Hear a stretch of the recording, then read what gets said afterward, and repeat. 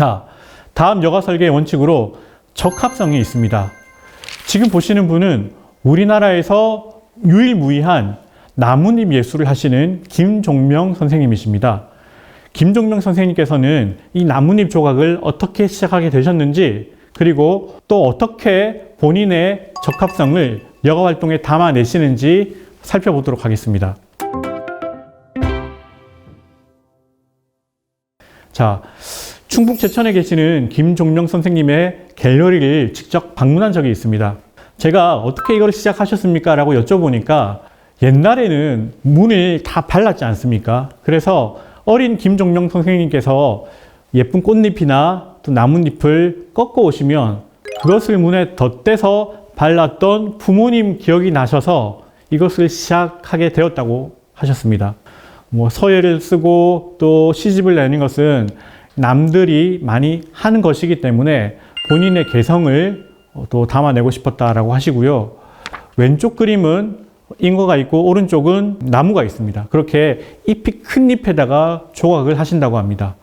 지금 보시는 사진은 플라타너스 잎에 조각을 하셨는데요. 예전에 어머니께서 문을 바르셨던 그 문지방이 나오게 됩니다.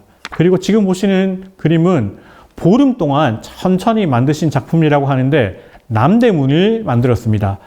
예전에 남대문이 불에 탄 다음에 3년 만에 복원되었을 때 기쁜 마음을 천천히 표현했다고 합니다.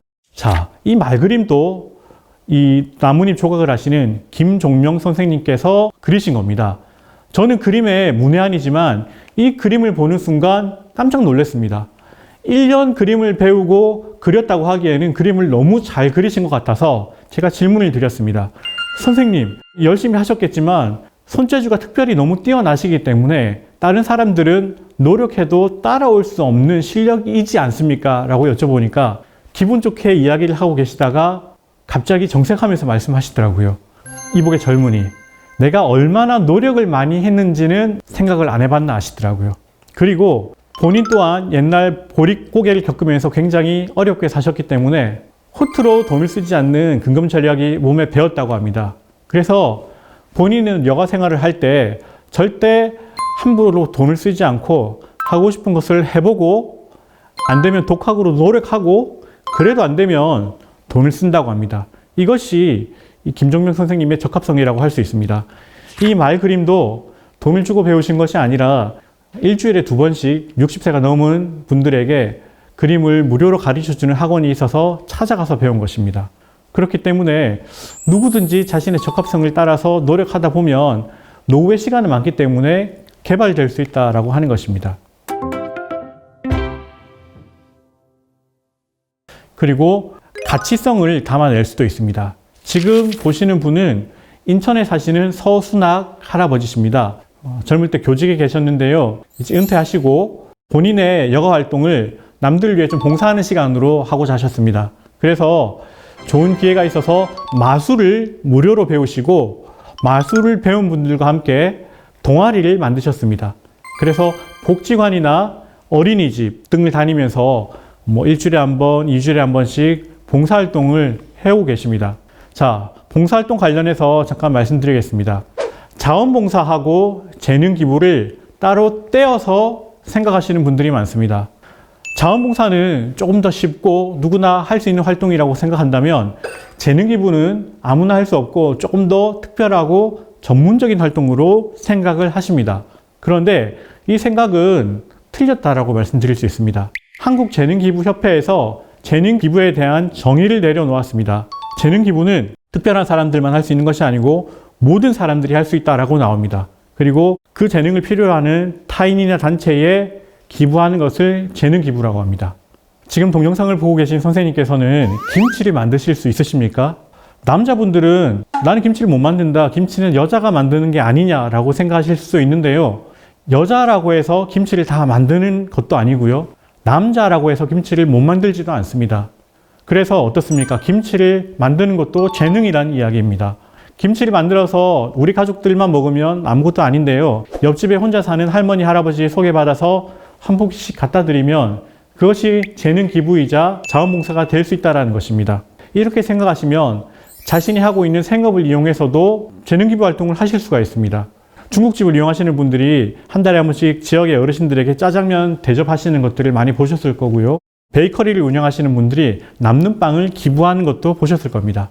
이런 식으로 생각하면 충분히 내 마음을 담아서 자원봉사나 재능기부를 하실 수가 있습니다.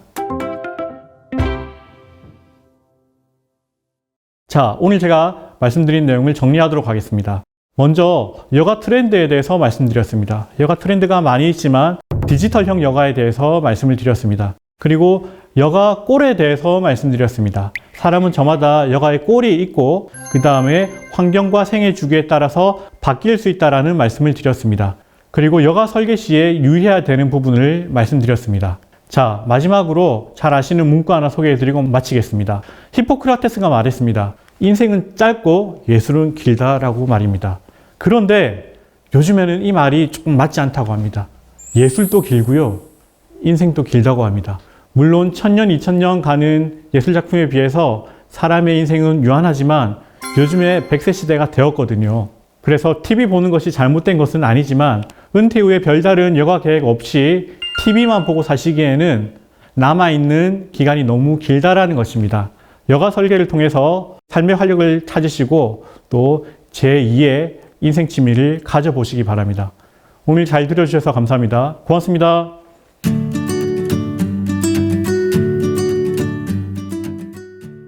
자, 그런데요, 사실 뭐든지 기본은 머니인 것 같아요. 돈. 사실 뭐 취미생활 좋죠. 근데 뭘 하나 하더라도 돈이 없어서는 안 되거든요. 네네. 돈이 없으면 사실 취미생활도 좀 힘들지 않을까 하는데. 맞습니다. 그런 질문을 실제로 많이 받거든요. 관련된 통계도 있습니다. 여유가 있어야 취미생활도 하지, 뭐 이런 거. 맞습니다. 네. 실제로 내 소득이 아니라 우리 집 식구들이 같이 버는 가구소득, 가구소득이 높을수록 즐기는 여가활동의 개수가 조금 더 많고요. 가구소득이 적어지면 네. 여가활동의 개수가 줄어드는 경향이 있습니다. 그런데 저는 거꾸로 말씀드리고 싶어요. 왜냐하면 가구소득이 높으면 1년에 즐기는 여가활동의 개수가 20가지가 조금 넘는다고 합니다. 그런데 반대로 가구소득이 낮으면 한 사람이 즐기는 여가활동의 개수가 한 16개 된다고 하거든요. 그러니까 차이가 나는 건 맞는데 돈이 없다고 해서 여가를 전혀 못 즐기는 건 아니다라는 이야기입니다. 그래서 물론 돈이 있어야 할 수 있는 여가가 있어요. 골프 치려면 돈이 있어야 그렇죠. 되고 여행 가려면 돈이 있어야 되지만 사실은 제약은 있을 수 있지만 내가 하기에 따라서 충분히 다른 것들을 개발할 수 있기 때문에 돈이 없으면 뭘 하지 못한다라는 것은 일정 부분은 맞는 이야기인데 사실 돈 없이도 할 수 있는 것도 개발할 수가 있고 그리고 본인이 어떤 가치를 가지느냐에 따라서 여가에 대한 어떤 태도를 가지느냐에 따라서 그런 부분들은 좀 해결을 할 수 있지 않을까 생각을 합니다.